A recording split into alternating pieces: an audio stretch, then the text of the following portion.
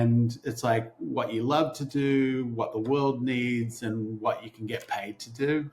Yeah. And I think a lot of times what gets accelerated is what you raise the money for.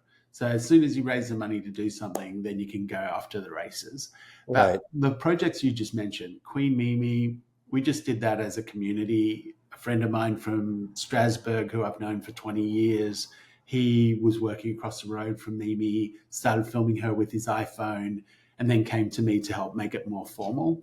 And then I brought in camera people, editors, and we started working on it as a proper project. Similarly with Black Boys, it was a project that had started after 2016, after Ferguson and different incidences that meant that there needed to be some sort of action and some sort of understanding for why the world, or at least the American world, was set up to not favor young Black men at that time. And then that led to this project. And so I joined a couple of years after that and saw it through to 2020, where it became urgent and then an emergency that this film get made. And so everything kind of happens for its own reason. And usually like those sorts of feature documentaries are done because you want to get them done, not because there's a financial reason to get them done. Yeah.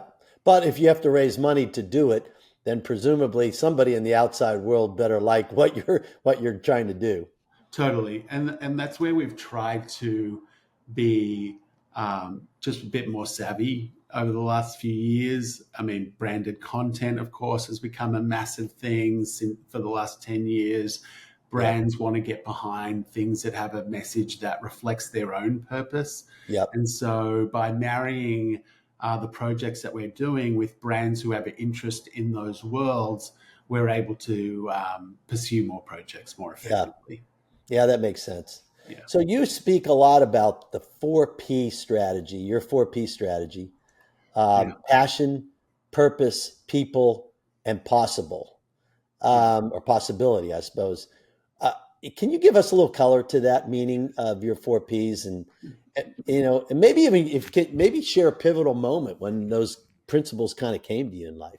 Yeah, I was working on these projects. I had a business partner at the time, and we had a project called Not Impossible, and and I was doing it on the side, and we